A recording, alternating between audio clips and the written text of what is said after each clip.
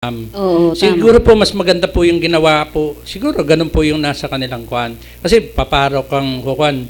Ang contest singing, vulcanizing pala alam mo. So magkalayo po nung Magkaiba. No, sir, just to remind them kung ano yung pinag-uusapan natin dito. Kasi minsan, naiitsapwera na yung dapat pag-usapan eh. Kasi pagkatotohanan, medyo mahirap Correct. Tama ba? Umiiwas sila. Alam niyo po kasi ang katotohanan ay isa sa pinakamahirap tanggapin ng tao. Pero yan pa rin po ang mananaig hanggang sa huli, ang katotohanan pa rin po. Ngayon, sir, ang katotohanan ay dapat lumabas talaga. Pero ang tanong, Opo. bakit kayo napaka-interesado dito? Una, siyempre, Pilipino tayo, di ba? Pero yung mga papeles na ito, sino nga ba ang nanguna na makapag-ipon ng mga ganitong papeles? Kayo po ba? Kayo na po magsasabi kasi sabi nyo nga po, sa history nyo, sa makuan, wala kayong nakitang ganito. Di ako po ang unang naglabas, di siyempre, di ako po nag-ipon.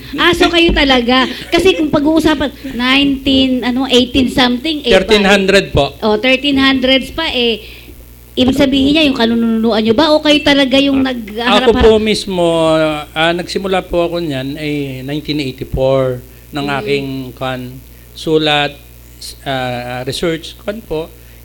Nabibigyan naman. Kasi po ang isang bagay po, makukuha mo ang katotohanan kung hindi ka po nag-i-interest. Pagka sa isang bagay na nag-interest ka, wala kang makukuha kundi panay sarili mong interest na hindi mo makikita ang tunay na katotohanan. Kaya po kung gusto mo makakita ng katotohanan, nasa gitna ka. Nasa kagitna ka na hindi ka yung tinatawag na pag inuna mo yung sarili mong interest, hindi mo na makakuha. Sabi ko nga, sa mga nagkiklaim, lahat sila tapunan ng ganito, ako. Alam mo, sa ganung bagay, lahat kayo ay hindi kayo obrang maging kwan. Dahil self-serving yung sasabihin mo eh. Pag nakita mong hindi pabor sa'yo, hindi mo naman sasabihin. So, Mr. Cesar, ang tanong ko ngayon ay bakit nag-iinteresado kayo dyan? Alam niyong mahirap at wala din naman perang, parang kayo pa naglabas ito, pustahan. Totoo po. Siguro po, ito na po ang aking buhay eh. Hindi po ako maintindihan, pati nga po yung pamilya ko, hindi ako maintindihan. Totoo yan. Dahil sa totoo po kami dyan, yan mga kasama ko po, marami po kaming trabaho pero walang sweldo. Until now, sabi ko nga po, wala po kaming sweldo, nakukuhan po. Siguro pagdating na lang ng oras, baka kami makakuha na magpasweldo sa amin. Pero dito po, wala po, kanya-kanya po kami dito. Sige, tatanungin natin itong mga kasama nyo dito. Bakit kayo napasama kay Mr. Cesar? Sa akin lang po, talagang mission lang para sa akin. Mission para sa... dito lang po sa Manila. So, mission talaga. Ibig sabihin, tumutulong din kayo sa kanya. Paano kayo nakakatulong sa kanya? Yung konting... yung mga papilis dyan, konting share lang po sa mga financial effort namin. So, may inaasahan po ba kayo after this? Kunyari, andyan na. May inaasahan ba kayo sa kanya sa ginagawa nyo ngayon? Inaasahan, hindi lang sa amin, kundi sa buong Pilipino at buong mundo. Yung inaasahan natin lahat. Yung hinihintay natin na biyaya galing sa Panginoon. Siguro yung henerasyon natin na makikinabang dito kung sakasakali. Si ma'am naman, ma'am, ito, bakit napasama ka kay Mr. Cesar? Ay, sa akin po, hindi ko po inisip o anuman, basta biglang dumating na lang po na nandyan sila. Siyempre, kung ano yung kaya ko pong maitulong, yun lang din po ang naitutulong ko. Pero hindi ko po binalak siguro ito ang binigay ng Panginoon na share ko sa mga taong bayan. Kung halimbawa man po, dahil matatanda na kami, kung hindi ho namin mahintay, sa mga next generation na lang po, at saka mga taong bayan na makikinabang po. Partner, may tanong ako kay Madam. Madam, anong sinasabi ng inyong asawa na dito nga kayo sa organization nito? Hindi ba kayo kinokontra? Sumakabilang buhay na po. Kaya pala, free. Yung mga anak niyo, halimbawa, Mami, bakit naman lagi kayo nandiyan? Wala naman kayo nakuha. Okay lang naman po sa kanila, naintindihan naman po nila kasi alam naman po nila na pag nakatulong ako sa taong bayan, parang sila na rin po, ganun na rin po. Sir, kayo, ano naman yung nagtulak sa inyo para sumuporta kay Mr. Cesar? Kita-kita ba kayo pare-pareho talaga sa isang forum o ano ba? Paano kayo nagkita-kita? Medyo ang pagsama-sama po namin medyo parang hindi parang mahirap ipaliwanag kasi puro iba-iba man kami linya, hindi man kami magkakakilala. Kumbaga ako noon sa corporate ako, so mayroong case lang na nagpanagpo kami. Pero yun nga lang, medyo may isang layunin. Pareho kami parang may isang layunin, mayroong sense of mission na kung saan mayroong common denominator. So hanggang nakita ko yung mission ng PKP na ito, at yun nga po, at nakiisa ako at nakiisa sa tinatahak ng misyon. Yun lang po. So, isang tanong lang siguro, ano ba talaga yung mission na gusto natin? Sir, palagay ko hindi na sa'yo baka sa susunod na generation na yan. Mission ng katotohanan po. Yun lang naman po kasi yung katotohanan kailangan lumabas. Dahil itong, sabi ko nga po, matagal na ang katotohanan ay naitatago ng mga, unang-una ng mga powerful na tao, na kukuan, organisasyon o bansa. Sa ngayon ay wala na pong makakapigil sa paglabas ng katotohanan na sinimulan nga po dito sa Sabah, Labuan, Spratly, Scarborough, Shoal, at na sa susunod po ay marami pa pong mga bagay na ay ilalabas ang mailalabas ang katotohanan. Kasi kaya nga po sinasabi ko, wag po tayong maghusga sa bawat isa. Kasi katulad po ng ginawa ng Sambayan ng Pilipino noon kay Presidente Marcos, hinusgahan nila ng mahigit na 27 taon na isang magnanakaw, kung ano-ano. Ngayon pala, siya lahat ang gumawa ng paraan.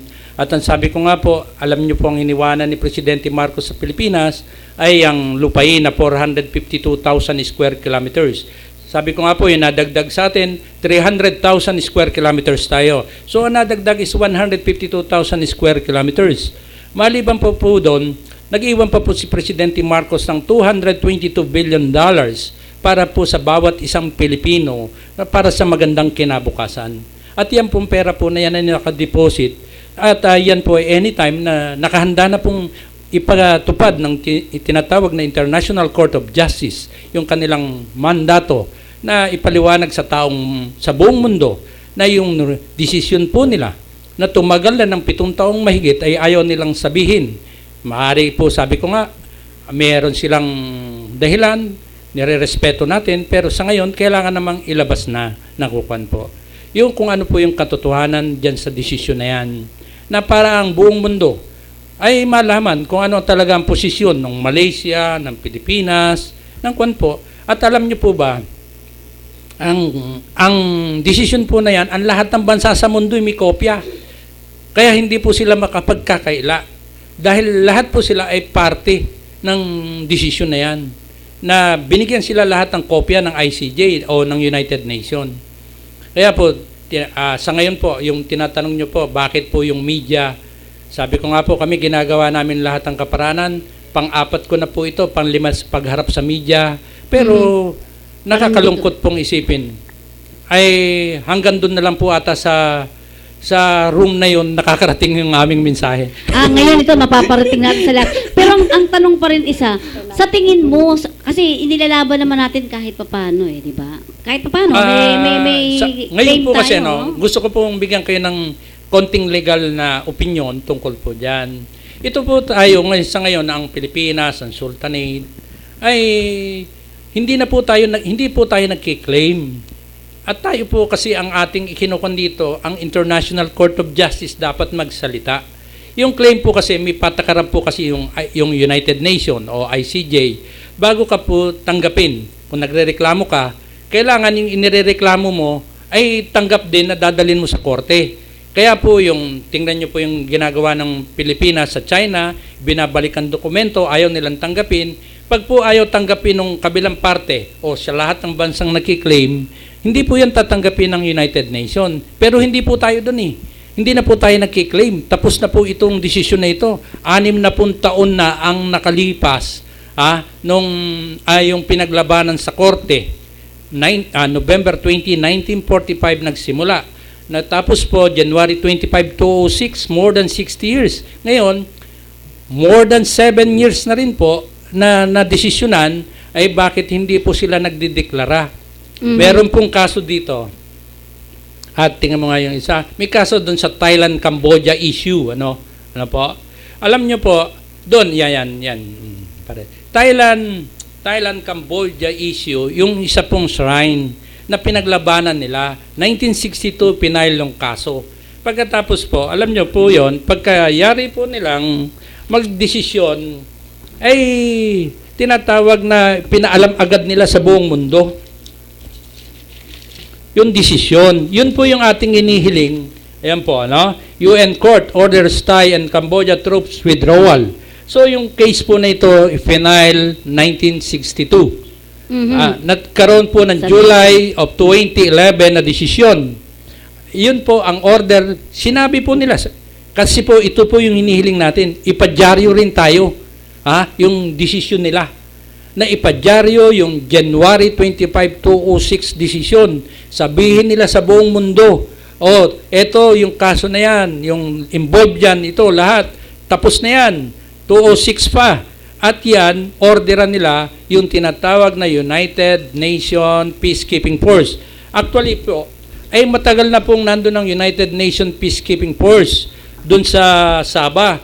Meron po kasing media control ang Malaysia, media blackout po doon. At dito rin po ay may media control din.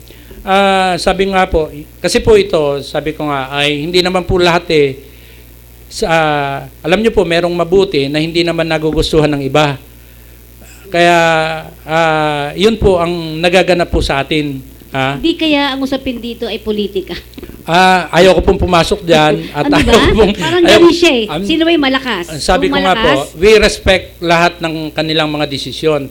Dahil pagdating naman po ng araw, ang Diyos naman po, ikaw naman na magdadala ng bagahe mo eh. Di kung ano yung bagahe mong ginawa, ikaw ang magdala. Sa susunod na panahon, hindi lang po natin alam. Kaya we respect kasi sabi ko nga po, may kanya-kanya pong dahilan. Kaya nire-respeto natin sila na gano'n. Ngayon, sa atin naman po, ito naman dahilan, kung pansarili lang, yun po tunay na kasinungalingan. Pero kung ang dahilan mo ay para sa nakakarami, sa pansalip, tama po yung dahilan mo na para hindi mo na ikwan dahil may mga pagkakataon, ito hindi mo sa personal na interest, kundi sa interest ng nakakarami. Sir, katanungan ulit, ako mahilig magtanong. Hanggang kailan nyo ito ipaglalaban? Itong sa Sabah at sa mga nakadokumento po dyan? Hanggang lumabas po ang katotohanan. Kailangan po magsalita ang ICJ. Sa katotohanan po niyan, meron po kaming daily bulletin dyan. Hindi po kami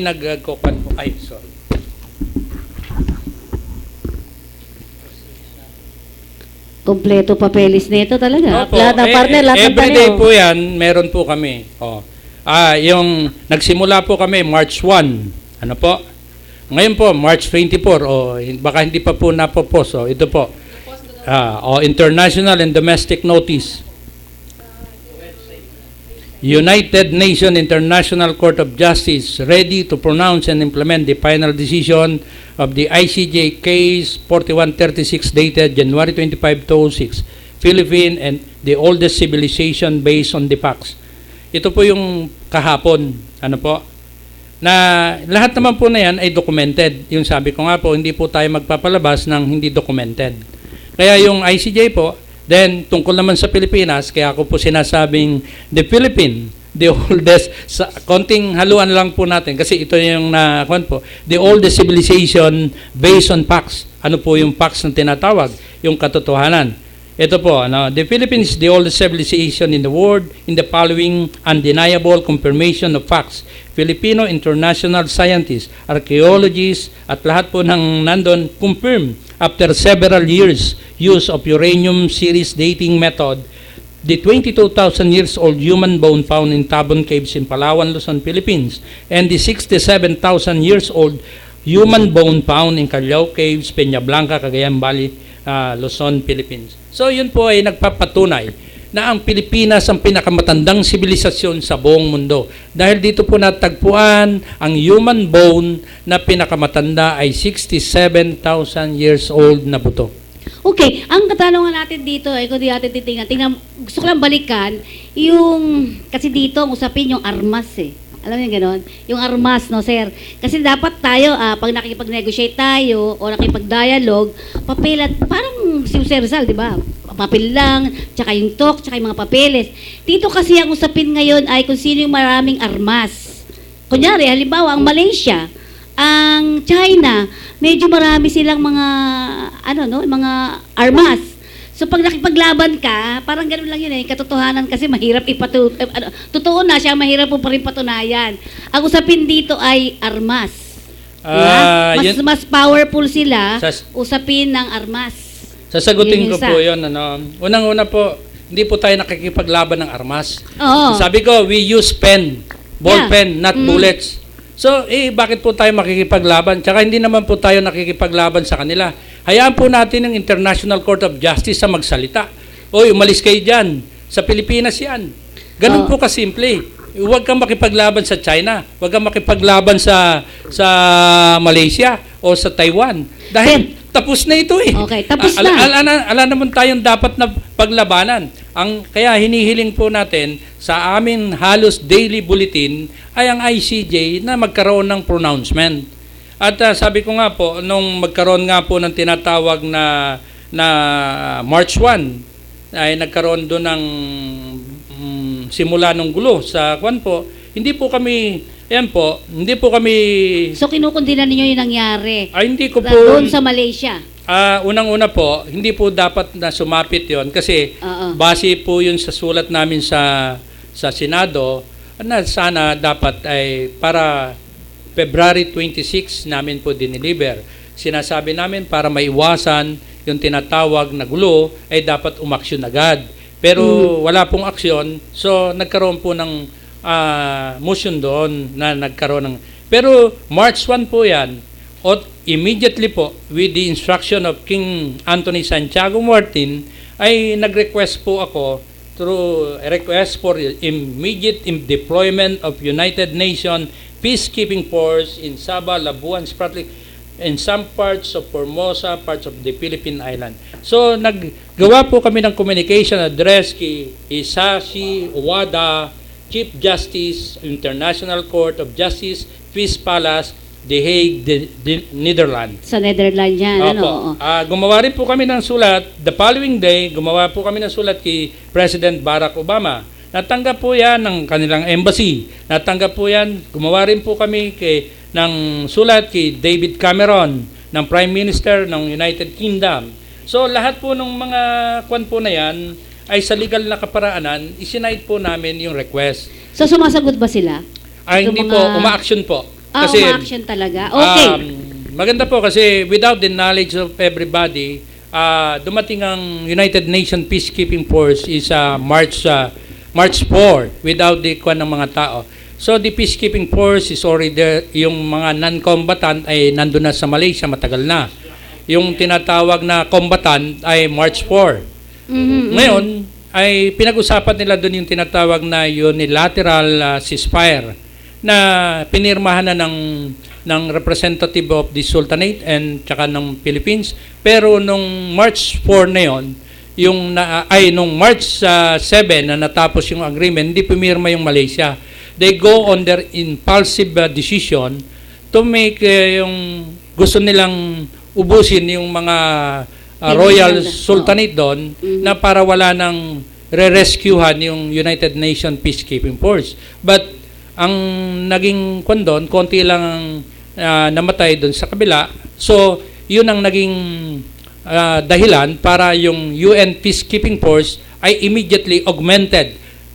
Pumasok na sila ngayon doon. Nung March 7, nung midnight, nung pagkayari nilang sumalakay, ay nag-augment na, nagsuporta na yung UN Peacekeeping Force. Matatandaan nyo, buhat noon, walang nangyaring salakay. Matkanyo, unang-una, UN Secretary General Ban Ki-moon called the unilateral peace, ceasefire, and also the table talk or the negotiation. Na yun, headline. Why?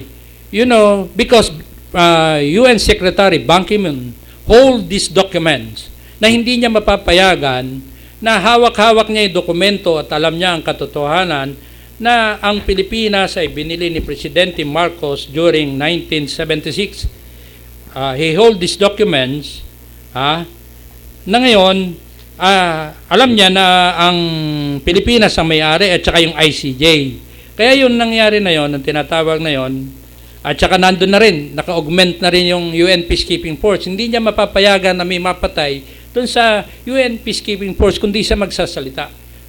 Bakit kanyo? Sabi ko nga, kung hindi yung UN ang magsasalita, kasi po ito, kung domestic lang ang ituturing, hindi yan magsasalita ang UN. Kasi ang UN is not after for your domestic interest or hindi ka papakilaman. Dahil, tingnan nyo yung nangyayari sa Mindanao, domestic yan. Pero nagpadala ba dyan ng peacekeeping force? Ang daming pinupugutang ulo dyan, kung ano-ano. Wala. But in Sabah, sabi nga, nandun. Kasi nasa kanila na yung desisyon. Parang it is your responsibility. Hawak mo yung desisyon na makapagpapalinaw sa buong mundo. Ito, hawak ni Secretary General Ban Ki-moon, yung ICJ decision of January 25 to 6 at saka yung September 11. November 3 to 2008, in-endorse naman ng United States government ni November 3 to 08, in-endorse naman ni Condoleezza Rice ng Department of State of United States. Yung titulo ng buong Pilipinas, at yun, very specific na iyon ay nabili na ni Presidente Marcos. So, what happened on that situation? It was already, nandun na, kumilos naman ang United Nations immediately. At ngayon, meron pa rin news blackout, Nagkaroon na ng tinatawag na peace agreement. Nag-sign na Sige. So, papeles talaga. Papeles ang kailangan. Pero, yun nga sinasabi natin, uulitin-uli natin, bakit hanggang ngayon di pa natin makuha? Halimbawa, Scarborough Shore na yan. Ang dami na rin nagmamayari, nakita nyo naman kung paano.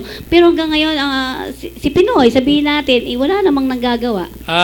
Ayoko pong sabi ko nga po, playing din po ang gobyerno. Sabi ko nga, they have their own reason. Ngayon, sabi ko nga po, kahit ano naman po gawin nila, hindi naman din po makaka-epekto. Kaya po sa amin, ang amin pong binibigyan ng ngayon, ito nga po, International Court of Justice, ready to pronounce. So po, ito po yung ating hintayin, na anytime po from this day or from this hour, ay pwede pong maganap ito, magkaroon po ng pronouncement and implementation nitong tinatawag na ICJ case 4136 na dito nga po ay connected o kasama ang disputed island of Sabah, Labuan, Scarborough Shore, Spratly group of islands and some parts of Formosa.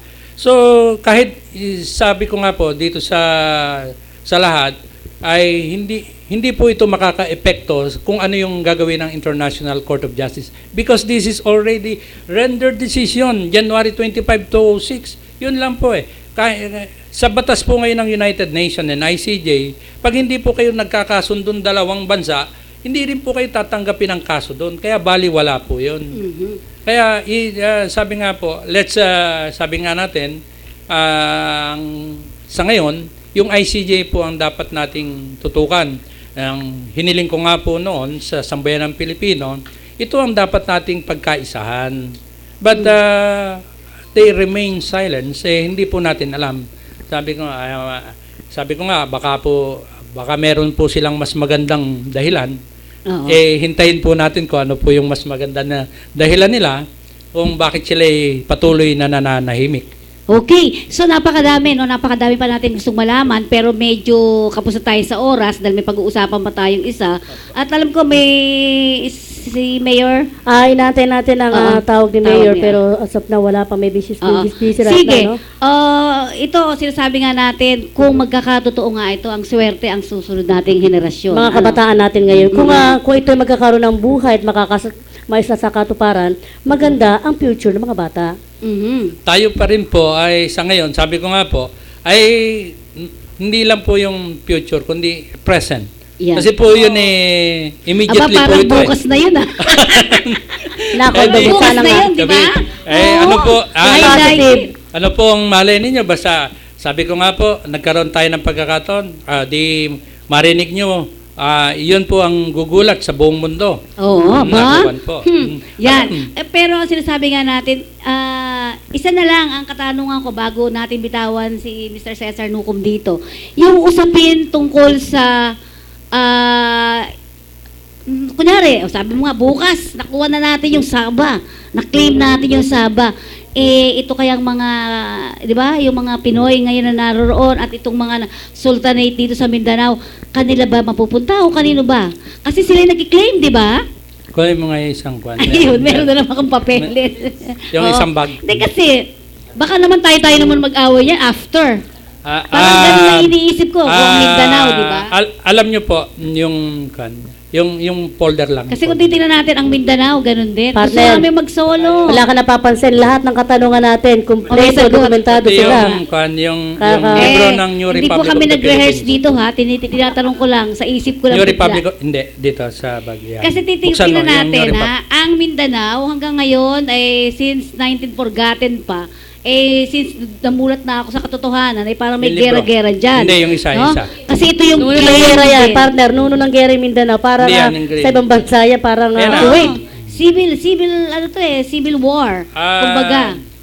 Kaya panawagan ng Para programa wala- natin ay ayaw sana natin ng kaguluhan. Stop the war at dapat ay magkasama-sama tayo, di ba? Yun yung isang ano natin mamaya. Gusto ko yung parinig sa kanila. Kasi sa ngayon po, ang kailangan cooperation, hindi competition. Yes, correct ka dyan. Actually po, ito po yung hindi pa ito yung aming ito po yung aming tinatawag na bulletin for today. Ito po, no. Since September 11 to 01, the funds to start global prosperity were prepared, and now the global solution on the hands of the International Court of Justice.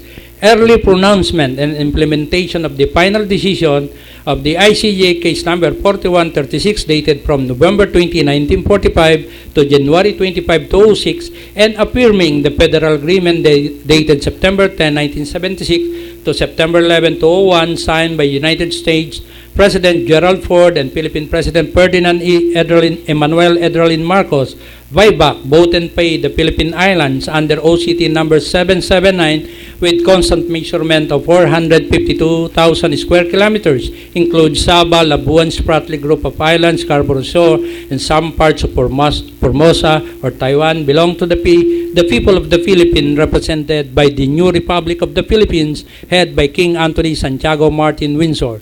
Ready and prepared worldwide humanitarian, economic, environmental, social, and spiritual solution projects that will answer to the present global crisis affected the 95% of the global population of 7 billion, will create food security, environmental friendly, free energy, power, and mass creation of permanent lifetime employment, and to return the faith of the people to one God are the initial benefits waiting. So this is the future, yung tinatanong nyo, future of Sabah, Labuan, and other disputed group of islands. The Filipinos living in Sabah, Labuan, Spratly Group of Islands, Scarborough Shoal, and some parts of Formosa will get a heritage funds to finance their basic services, starting to all Filipino citizens, social pension funds for 10 years, employment to all, free housing, free education, free health benefits, pension fund, spiritual centers, more additional benefits for the veterans, elders, and senior, and many more under the leadership of King Anthony Santiago Martin Windsor. So, yun po yung kwan po. Yung tungkol po sa yung nakiklaim, we already binigyan na po yung King Anthony Santiago Martin recognize the Sultanate of Sulu, yung mga nakiklaim. You mean recognize? Opo, nirecognize po yan. Unang-una po, King Anthony Santiago Martin preferred $1 billion to start for the development of the palace and also the men and women of all the Sultanate kwan po. Yun po ay sa kanila. And they will receive what we call this, all the royalties on all natural resources in Sabah na madiderive po doon. So yun po, they will, kung sino man po ang maging sultan, it's ang naging kwan po ni King Anthony Santiago Martin is up to the Council of Elders of Brunei who will decide kung sino sa kanila ang tunay na sultan na mamamahala. Kasi isang pamilya lang naman po sila. So ngayon, sa tungkol dun sa kanila,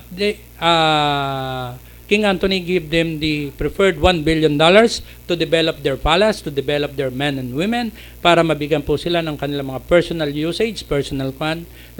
At sa susunod na buhay naman nila, they will receive the necessary royalties to all the natural resources na manggagaling po sa Sabah.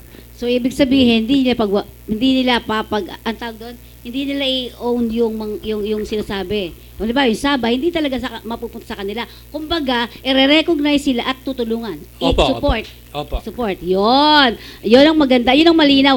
Pero bago natin bitawan si Sir, kasi sa susunod na Monday, Sir, siguro pwede pa uli natin kayo makausap. Yung pag-usapan natin yung mga tao behind this scene, yung mga halimbawa, kilalanin natin si King, sinabi niyo kanina? Anthony, si King Anthony. Yan, sa susunod po yan, sa Lunes po, ay kilalanin natin kung sino siya at history pa rin para mapag-alaman nating maigi ano nga ba. Sino-sino nga ba itong mga tao dito, pati sila, mga sultanate. Oo, baka nga akala nila, yun, ano.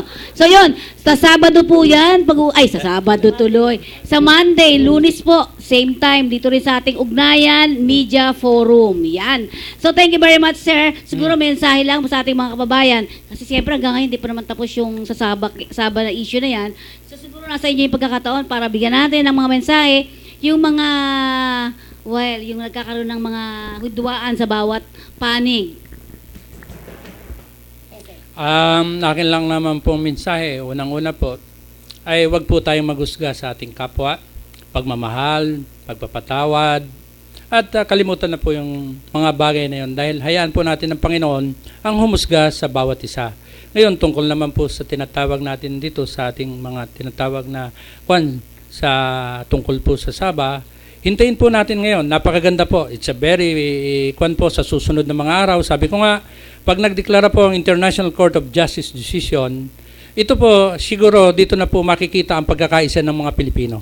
Na magkakaisa tayo kung ano naman ang inyong hidwaan, yung mga nasabi nyo doon, kalimutan natin. Let's go for one united Filipinos. Para dito sa ating bagong inaharap na parang ating bansa naman at kapwa Pilipino ay maging matagumpay sa susunod na henerasyon o na panahon. Yan po. Okay, thank you very much. With that, siguro yung prayer pa rin natin para sa matiwasay na buhay, no? Ayaw natin ng gera, tama kayo. Ayaw natin ng gera, makukuha natin to sa santong dasalan, no, di ba? Ballpen lang ballpen. Po. Hindi po bullets. Hindi po bala. Thank you very much. With that, thank you very much, Mr. Cesar Nucom, at ang inyong foundation. At sana nga kayo ay salamat din sa inyo dahil alam ko na talagang mahirap mahirap magpatotoo sa mga katotohanan. Mahirap po talaga yan. At sa inyo lahat, maraming salamat po. Mabuhay kayong lahat. Yan nga po, tayo paniligal. Kasi pagka nagsasalita ka, wala ka po. But by the Spirit says the Lord, not by the gun, nor the sword, but by the wisdom of the word.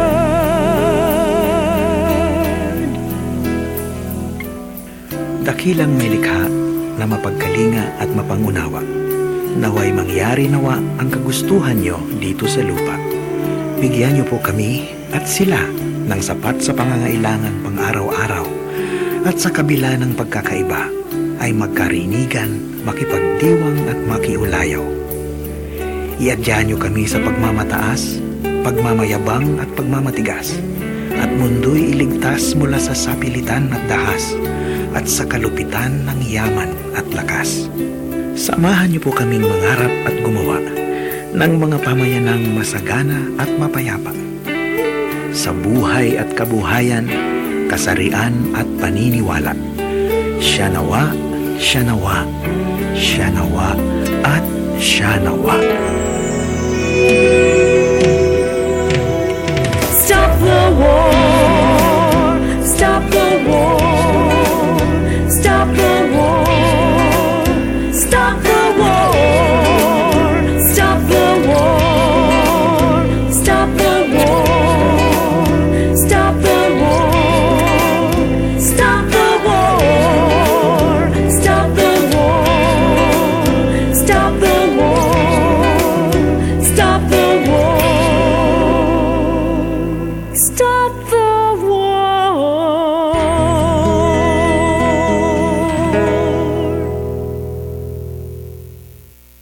Miss, nakakonfine ang anak ko dahil sa dengue. Magagamit ko ba ang PhilHealth ko? Opo, Manong. Basta active PhilHealth member kayo. At ang magandang balita, may bagong case rates na ang PhilHealth. Fixed na ang benepisyo ng miyembro para sa piling medical at surgical cases. At kasama dito ang dengue, Manong. Talaga? Opo, Manong. Ang bagong case rates ng PhilHealth ay maaaring ma-avail simula September 1 admissions sa lahat ng accredited healthcare providers ng PhilHealth. Nationwide po. Ganun ba? Salamat, Miss, at salamat sa PhilHealth. Alamin ang bagong case rates ng PhilHealth. Tumawag sa 441-7442.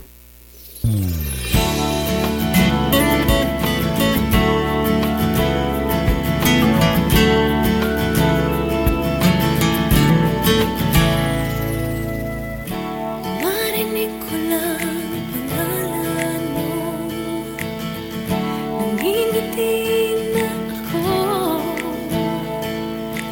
Nararamdaman ko saya na dala mo sa puso ko.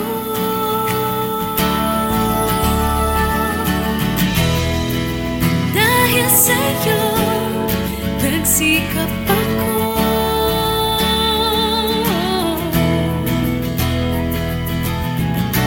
Nagkabahay ako sa tulong mo.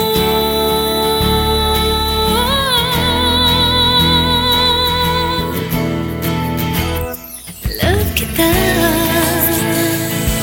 pag-ibig ko. Love kita,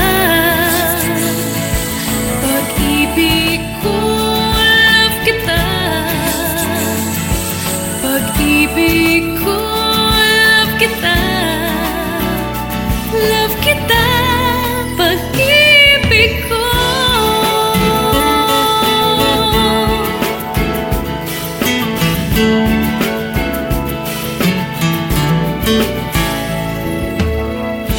Huwag ka sanang magbabago. Lagi sanang isipin ako.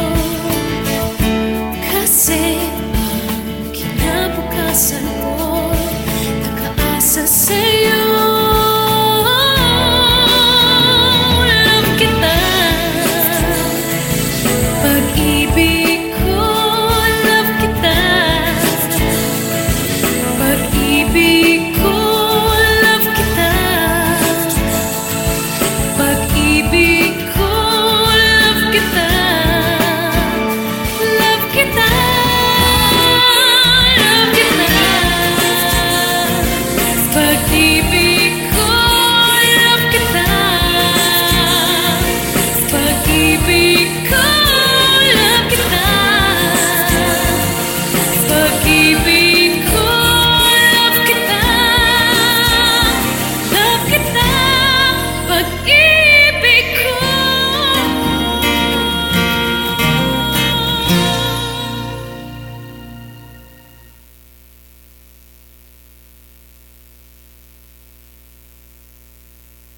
Maging mapanuri, huwag maging biktima. Ito ang karanasan ni Joanna, Elena at Shona. Sinabi niya sa nanay ko, mabibigyan nila ako ng trabaho. Pwede niya daw akong gawing singer. Sa abroad daw. Doon ako pupunta para magtrabaho. Hindi niya sinabi yung trabaho ay sumayaw ng nakahubad. Kinulong ako kasama ng mga ibang babae at hindi pinakain. Umabot ako ng Singapore. Pinilit naman ako makipagtalik sa mga foreigners. Doon ako nabuntis. 15 years old lang ako noon. Dito sa Pilipinas, 100,000 na bata ay pinapasok sa sex trade.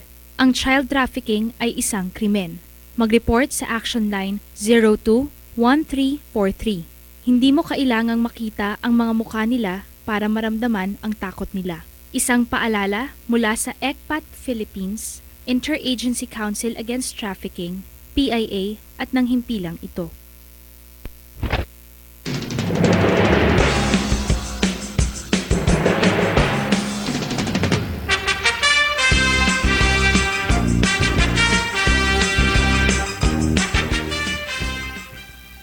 Ayan, Ayan, alam natin kanina, masyadong mainit na pinag-uusapan natin kung ano bang napapaloob dyan sa Sabah. Na kapanayam natin kanina si Mr. Cesar Nocum, na talaga namang dito kanina napapansin ko, very malalim ang pinag-uusapan, pero 1945, 19 forgotten, war, pre-war, parang araw ang pinag-uusapan, pero sana anuman ang kalabasan ng ganyang kanilang pinaglalaban at gusto nilang makamit. Hopefully, na huwag na nating maabot para mga bata. Sana tayo mismo maramdaman natin yung positive, yung positibo, kung ano yung mangyayari sa pag-uusapan na may kinalaman sa Sabah issue. Alam mo, sa totoo lang, lahat talaga pag-uusapan yan. Sana naman pati, panawagan din natin sa ating mga senator, no? According to Mr. Nocum, nabigyan na ng mga kanya-kanyang city o kaya kanya-kanyang letter na info na sila regarding dito sa Sabah issue. Sana naman ang ating mga mambabatas ay buksan naman nila yung binigay na papel na dokumento para naman sa Senado mismo pag-usapan nila kung ano ba talaga ang nakasaad dyan. Kasi kung di natin bibigyan ng pagkakataon ng bawat isa, I think walang mangyayari. Kailangan maging positibo. Give and take lang yan kahit sa ang samahan, give and take lang yan para malaman natin ang positibong mangyari dito sa regarding sa Sabah issue. Ngayon po ay papalis na sa atin ang ating guest speaker kanina si Mr. Cesar Nocum. Maraming po salamat. Regarding naman dito sa Pinas, Pinas obligadong umangkat ng bigas. Mag-aangkat pa rin ng bigas ang Pilipinas kahit abot kamay na ng bansa ang rice self-sufficiency ngayong taon. Ito ang sinabi ni Agriculture Secretary Prospero Alcala. Sinabing may international commitment ng bansa sa World Trade Organization o WHO. Minimum access volume ng bigas ay maaaring ipasok alinman sa bansa hanggang mabayaran ang kukulang buwis nito. Alam mo, partner, nilinaw ni Alcala na hindi tatanggihan ng Pilipinas ang bigas na ipapasok ng mga dayuhang bansa dahil bahagi ito sa nasabing kasunduan ng WTO. Sinabi ng kalihim na pinasok ng bansa ang kasunduan ng WHO nung tulong na kulang sa supply ang bigas ng bansa. Ito po, sabi, kulang daw tayo sa supply ng bigas, kaya naman ang inaangkat sa ibang bansa ay pinapasok dito sa atin sa Pilipinas. Ito ang tugon ni Alcala sa pag-question ng ilang mga nangangailangan sa Pilipinas na umaangkat ng bigas. Sinasabi ang gobyerno daw ay may sapat na bigas. Pero bakit pa rin patuloy tayo nang aangkat sa ibang bayan? Partner, ano masasabi mo dito? Partner, sige, wait lang. Alam ko, very hectic kanina ang mga tanong mo. Okay. Ako may nagugulat. Ang tanong, tinatanong mo, bakit nag-aangkat pa tayo? Yes. Mas maraming kumikita doon Sa volume o sa pinapasok na kumikita, yung mga umu-order sa labas ng bansa. Pero sabi, umaano nga raw sila, alam mo naman, maraming chuchu, bakit kailangan ba daw kumuha tayo ng bigas? Dayong naman daw tayo, di ba? Yun nga, pero ang sinasabi ko sa inyo, na mas kumikita ang Pilipinas o kung sino man yung tao doon sa inaangkat na bigas galing labas kesa yung tayo mga nag-import. Yan. Teka, gigitna nga. Lagi nawawala si Chris Yan. Ano, totoo lang. Teka muna, partner, balikan natin kanina. Pinabilib mo na naman ako Bakit? Saan mo hinuhugot ang mga questionnaire mo kay Mr. Nocum? Hindi, alam mo, talaga yan natin Parang, ako nga, alam ko, hindi naman makakarating. Pero yun nga, sinasabi nga natin kung magkakatotoo, sinasabi nga natin, maaaring, posible. Posible, oo. Walang imposible sa mundo di ba? Malay mo, hindi naman malay, dapat talaga igiit mo yung karapatan. May mangyari, partner. Hindi pwedeng wala. Kasi kung walang mangyayari, pero bilib ako sa'yo, kung naman mag-congresswoman ka Malapit na. Hindi. Totoo lang. Well, anyway, sige, may mga dyan, balita mo pa another dyan. report naman, Chino ay magbabayad ng tamang buwis. Alam mo, bakit ako kanina dapat lang kasi alam mo, hindi dapat masamain ng mga negosyanteng Pilipino-Chinese ang pagtutugi sa gobyerno sa ilang mga hindi nagbabayad ng tamang buwis. Ito ay binigyan din ni Pangulong Benigno Aquino III ng maging panauhing pandangal sa 29 Biennial Convention Federation of the Philippines Chinese Chambers Commerce ng Industry sa Pasay City kamakailan lang. Iginiit ni Pangulo para rin sa kapakanan ng miyembro ng PPCCI ang kanyang babala. Kasabay nito nilinaw ni Pangulo na makakaasa ang negosyanteng Filipino-Chinese na hindi mapupunta sa wala ang babayaran nilang buwis. Ayan, partner. Ayan, ako, sinasabi ko sa'yo, ayan, nakita mo naman, thank you very much. Tingnan natin, baka naman lumipad kami niyan, Papawisan tayo. Nakikita ko si pawis yung mga... Partner dito, partner, yung gusto ko, Yan, tama, masarap. Dahil sinasabi na magbabayad ng buwis, dapat namang habulin yung mga yan.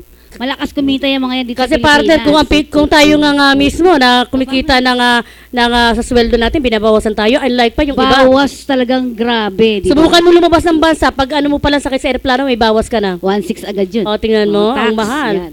So, dapat, yan yung mga dapat natin tingnan maigi talaga. Yung mga yan. No? Kaysa naman dun sa napakaliit na kinikita, yun ang hinahabol-habol mo. Alam mo, partner, batiin ko muna ang Mayor Adeloso ng Iba Zambales, di ba? Oo, nasa na siya? Kasi kahapon kausap ko siya through text, no? Nagkausap kami, natatawag siya, today pala is Monday.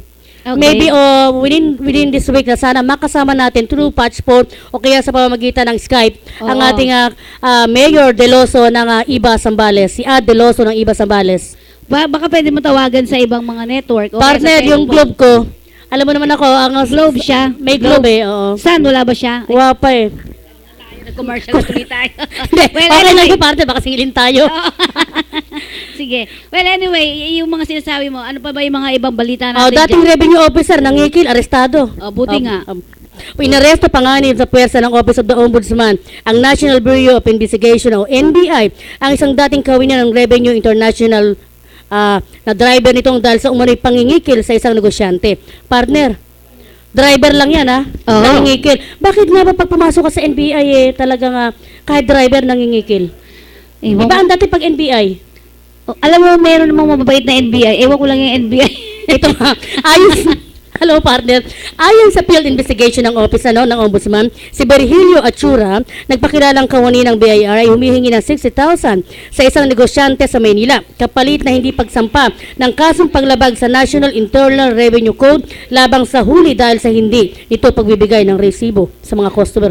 Yan ang problema naman, 60,000 medyo Partner, Oo, di ba? Ito driver lang naniningil ng 60,000 para dahil kasi naglabag sa hindi pagbabagay ng resibo, hindi pagbibigay ng resibo. Grabe. Sinasabi natin no? Sa 60,000 na bulag ka, yun lang. Ang kapalit niyan, mas grabe. Trabaho niya, pati kasiraan niya. Dahil dito, inireklamo, iniutos na Assistant Ombudsman Joselito Pangon kay Grab Investigation na Joel Eustaquio Parungan III na humingi ng tulong sa NBI para ma-entrap ang operasyon. Sa operasyon ng Emerald Garden Restaurant sa Maynila, nadakip si Achura at ang driver niyang si Rudy Villena na kapwa kinasuhan ng robbery, extortion, usurpation authority sa paglabag sa Article 177 revised ng Penal Code. Yan. So, medyo agagabihan ka pa ba doon? Konti pa lang yan. Partner, kung kanina pinag-uusapan ninyo, ang iyang Saba, kasi ako yung hangers talaga aminado. Ito naman, ikalawang pinakamalaking barangay daw sa Pinas, planong paghatiin. Ay, barangay ba yan? Barangay lamang. Alam mo, yung iba mga barangay, ang lalaki talaga nakakaingit sila.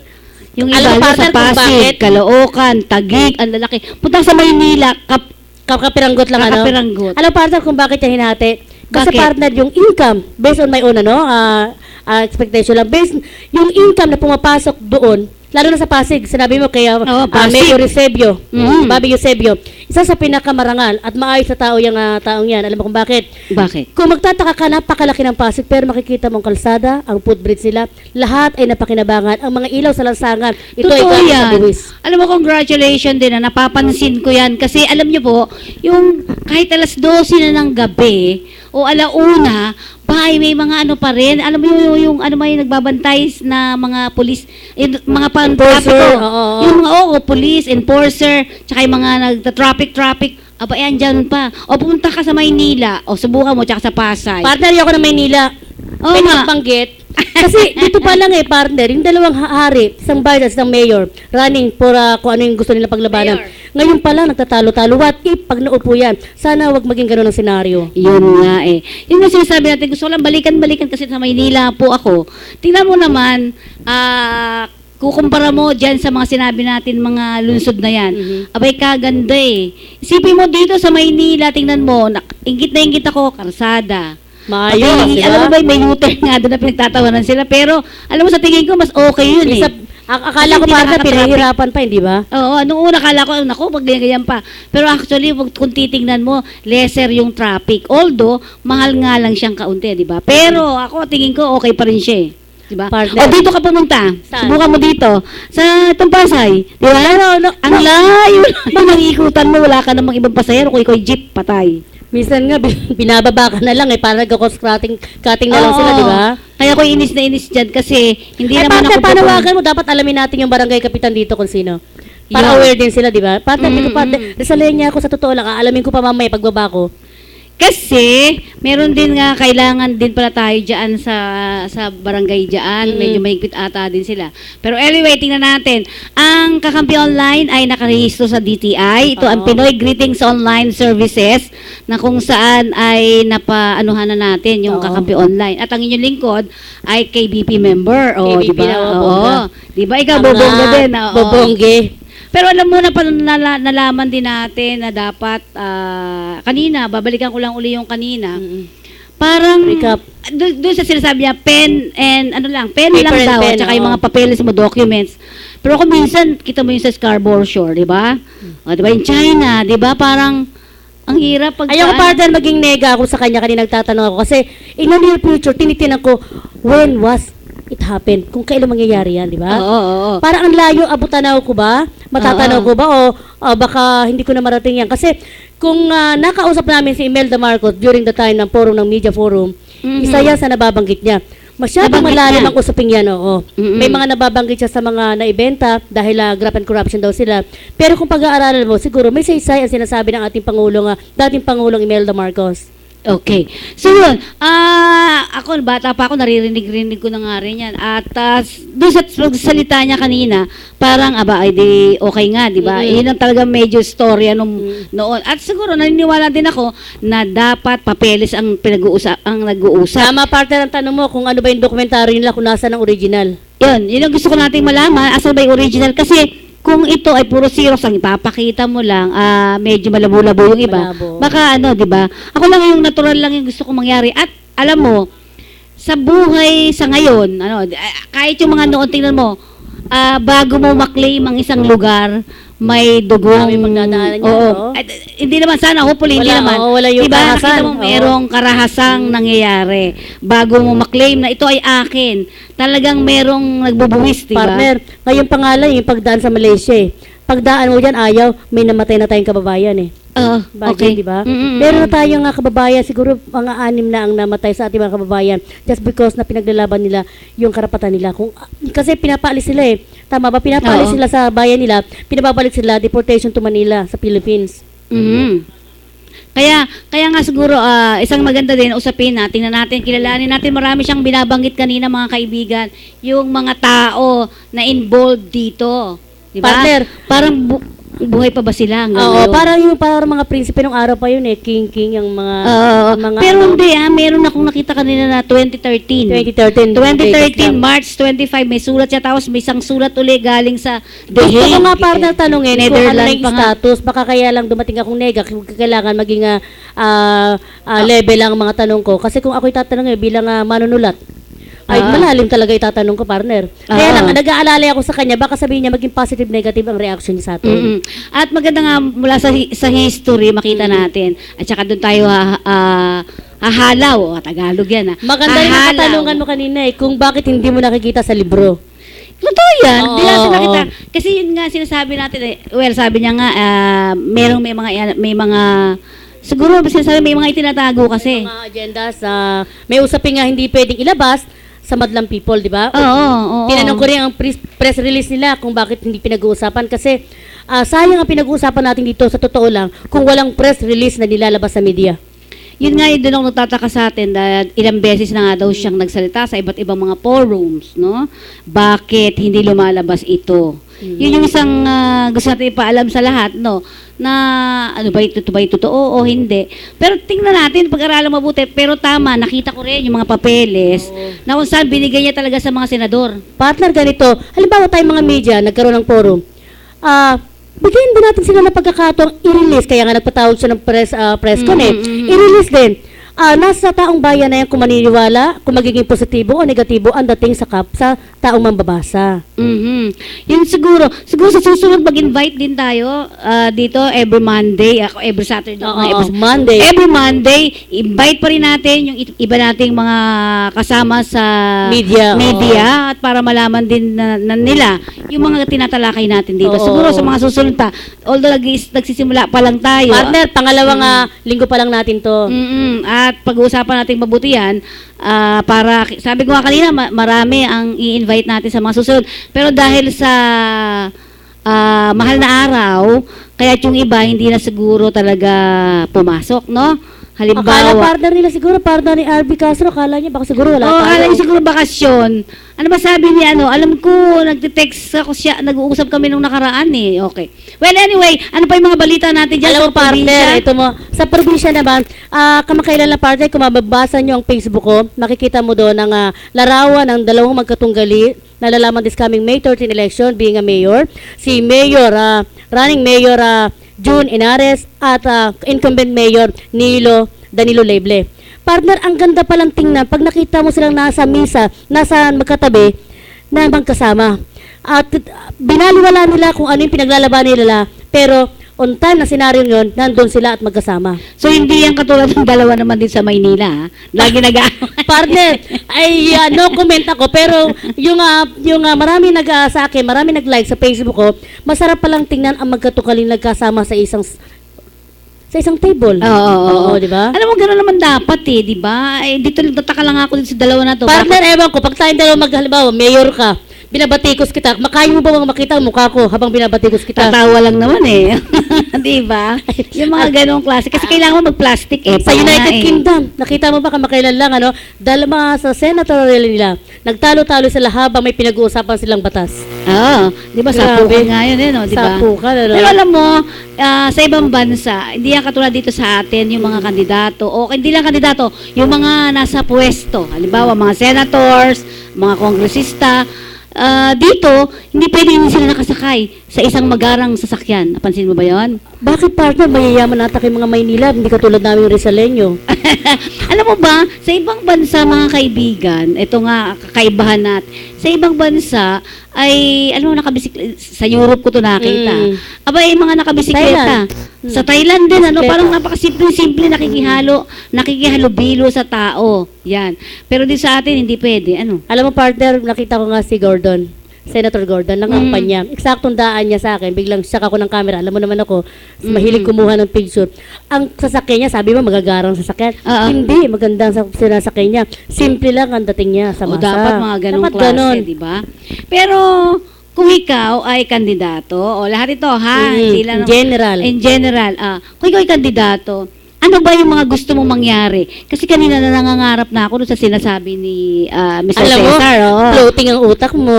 Ang dami mo nang na bilhin. Marami akong gustong gawin. Kasi una, kapag yan ay naging napunta, katotohanan, sabihin nga natin, marami makikinabang dyan. Unang-una, wala nang OFWs, di ba? Wala na. Lahat sila dito na sila. Hindi na sila magtatrabaho doon. Kasi pera na. At syempre, yun nga sinasabi nila, free education. Kaya si Chris wala nang tuition fee. Mga ganyan ba? At si Ami, hindi na problema sa tuition fee, kung saan nangihingi. Yan, yung mga ganong klase, di ba? Partner, dahil libre. Libre, sa totoo lang. Kaya, ngayong election partner, tutukan nila yung puro mga ngako yan eh. Tayo, mahilig tayo mag-record nila. Pag hindi ka binigyan, Sir, Mayor, ito yung sinabi mo during the time. Buti kung makapasok ka pa. Yun ang masaklap. Yan yung isang masaklap, di ba? Kaya ako pag pinatatawag ako, ay naku, pumunta ka sa akin. Totoo. Diba? Kasi ang hirap ng pumunta ka sa akin at mag-usap tayo kung ano yung mga pwede pag-usapan. Pero kung ako ay pupunta sa'yo, ay di bali na rin, di ba? Kasi yung konting 500, ganun 500, sandali lang yan. Totoo lang po. Alam mo, pinag-usapan natin yung payment na sa ating mga media. Tayo naman mga media, hindi naman tayo nag-after kung magkano babayad sa ating partner. Yung mapangiti lang natin sa bawat araw at makapagharap tayo dito at mabigyan natin sila ng importansya kung ano pangangailangan nila. Sapat na yun di ba? Sapat na talaga yun. Pero partner, joke lang. Magbigay din sila partner kasi lalabo mata natin. Yan, yung mayor mo, hindi pa natin nakakausap. Mayor Deloso, hope to see you soon, at makasama ka dito sa aming programa nga, Media Forum. Media Forum. At syempre kung may programa ka rin dito, Agham at Agricultura. Pwede mag-plug? Yes. Every Wednesday, Thursday, Friday. Parang gano'n na partner kasi I have a radio program and TV net program. Ito po ay Agham at Agrikultura. Together with my absentee partner on air. Lagi, partner. Lahat naman ng mga report kayo nanggagaling kay Mr. Miguel Bertodaso. Uy, meron palang na-report sa akin noong Saturday. Siya yun na-hold up si Miguel. Luz Mariosep. Na-hold up daw si Miguel doon sa Purview. Sa Fairview. Nung Saturday ito ibinalita nung isa nating kapartner doon. Yun. So, check nyo lang mabuti kasi parang may gustong, yung, kasi transport group. Ay, so, sabi ko nga, kilala ko yan si Miguel. Kasi siguro kumukuha ng report doon. Yan, oo. Ay, na-hold up daw siya. At sana hopefully, medyo maganda-ganda naman ang sitwasyon ni, Hindi naman siya nasaktan. Yun. Gusto natin alamin kasi ang tingin natin ay nakuha ata yung mga niya, 'di ba? Marami na. Kayamanan niya, partner, di pa naman. Hindi pa naman kayamanan yung mga siguro yung mga nakuha niya. May mga yan. Bago pa man din ang cellphone yun. Yun yung mga nakuha sa kanya. Diyos ko, kawawa naman. Okay, partners, mahirap man sabihin, it's time to go. Oo. Hindi pa masyado. 10 minutes pa tayo bago matapos. Pero tinatanong mo ko kung ako halimbawa lalaban ako sa politika, kung anong wish ko, anong gagawin ko. Simple yung partner gagawin ko makabuluhan ang pag-upo ko bilang maging isang tagapag-bata sa kanila, yung mga ngamayapa ako. Pero kung hindi ko gagawin yun, baka batuhin ako ng kamatis. Hindi ako mangangako na hindi ko kayang abutin na ibigay sa kanila, partner. First time ka pa lang na kandidato, pero pagka matagal ka na ng kandidato. Partner, sa umpisa, partner. No, sorry po, we're just only joking, Kung ano po yung mga pinag-usapan natin, ito po yung usapang, alam mo na, usapang magkumare, magkaibigan, magkatandem. Kasi ito po ang time namin to express our feelings sa mga politiko. Tama, partner. Pag nakaupo ka na sa umpisa, lahat ng pangako bibigay mo. Siyempre. Pero the rest of the day, habang tumatagal yan, Mr. Closed Door na yan. Yun ang sinasabi natin. pero yun nga, pag sanay ka na, kasi kanina sinabi mo yung MAD. Paki-ano nga natin yung MAD, yung Dynasty? Oo, meron sila. Yun. MAD? Meron kaya siguro nandun din sila June. Movement Against Dynasty. Dynasty, oo. Ay, ito nga, yung pinag-uusapan nga yung political dynasty ng mga Pacquiao. Hindi lang si Pacquiao yan, ngayon pa lang yan. Pero dati partner, i-focus nga natin kay Pacquiao. Kasi sabi nila, ano ang magagawa ng kapatid daw ni Pacquiao? Kasi, porque may pera, they can buy everything what they want. Mabibili nila ang lahat, pati ang tao, mababayad nila, mabibili nila. Pero, sabi lang nila, tayo naman ay binibigay lang natin ang opinion according sa sinasabi ng tao. Ikaw tatanungin ko, ano masasabi mo kung ang mga Pacquiaos with S, ay lumaban at dynasty nga, political dynasty nga daw? Pero kasi dati na rin yung kapatid niya, di ba? Ano? Mag-ingat daw ako. Kasi naman ako lang ako no? Oo. Lang naman ako, neutral. Oo. Siguro kung kaya ba di pakita, pero yun nga sinasabi natin, yung iba na alam naman partner nila, ito pa nga daw ang kanyang may bahay na si Jinky ay hahabol ay lalaban as a congressista ng mayor. Pero tinatanong nila, partner, is it capable ba to? Educational background? Sorry lang po, ito kasi based sa report as a texted na nakuha ko ngayon na ito ba educational background? Capability ba siyang gumanap just because may pera sila? Magagawa nila ang bagay na gusto nila. Minsan naman, hindi mo naman yung kasing educational background, isa lang yan. Pero pagka talaga yung puso ayan, totoo at saka lang. yung talagang gusto mo talagang tumulong. Buwelta ako. Ayan talaga si Miss Jinky Pacquiao, talagang pusong masa. Biglang treno, partner, Oo, sigurado. Magkano ba binigay sa'yo? Wala pa. Hindi, sinasabi nga natin, kailangan din, talagang tayo mismo yung pumili, di ba? Pipiliin natin talaga yung totoong kilala natin. Kasi iba naman, pag di mo kilala, hindi ka naman yan bababalikan di ba? Yung mga ganong klase. Ito po yung ginagawa lang namin isang biro, pero kung bibigyan natin ng pagkakataon na umupo si Miss Jinky Pacquiao, isang magandang halimbawa siya bilang tulad natin mga babae na ang kayang gawin ng lalaki ay kaya rin gawin ng babae sa marangal na pamamaraan. Magbo-boxing din siya? Hindi, sa pamamagitan ng politika, pakikipag-ugnayan sa kanya mga constituent. Yan. Siguro bigyan natin ng pagkakataon, lalo yung mga babae, bigyan natin ng pagkakataon na magsilbi sa bayan, di ba? At yan, sinasabi nga natin, ang aking inaanuhan ditong maigi sa dynasty, itong Enrile, di ba yan yung mga talagang matindi yan, si Jack Enrile naman lalaban daw. Anggara, Tapos sino pa ba yun? Yan yung mga Partner, Binay. nakita ko kasi Anggara. Alam mo, partner, sa totoo lang, may mali din kasi ang mata ko eh. Pag maganda sa paningin ko, aura, boboto ko na yun. Kahit hindi ko ba nababasa. Yun yung isa ba? Yun ibang, oo, di ba? Oo, dahil gwapo, iboboto mo na maski hindi mo siya Pero, kilala. pag Anong naalala ko pera-pera? yung background niya, hindi pera. Pero, kala ko pera-pera dinig ko sa iyo eh. Well, pumunta ng Rizal yan. Well, anyway, yun nga sinasabi natin, kayo pa rin na maghusga, kayo pa Tama, rin ang tama. magsasalita para sa inyo mga kinukursunadang mga politiko. Kayo po ang maghusga sa kanila at dapat yung boses ninyo nandirito para hindi tayo after that magsisisi na bakit ko pa binuto yan. Yan, mga ganun Partner, klase. Oo. March 29 sana ang kanilang ang unang pagsabak nila upang mangampanya. Pero according to March 29 sana. Pero ginawa na lang itong March 30 just because Quaresma, ginawang March 30 para naman ito sa bayan na lahat ng mga politiko ay pwede na silang mangampanya. Ito ay ayon kay Chairman Sixto Brillantes Jr. So dahil wala na naman tayong oras, ang bilis ng oras, nakadalawang oras agad tayo, magpapaalam na po inyong lingkod sa babalik kami mamaya alas 2 para sa KKK, Kababaihan, Kalusugan at Karapatan. Dito lamang yan. Mapapakinaabangan po ninyo na meron tayong isang ma-interview na isang senatoriable. Sige, yan, tingnan natin. Mamaya po yan. Alas 2 hanggang alas 3. Dito lang sa KKK.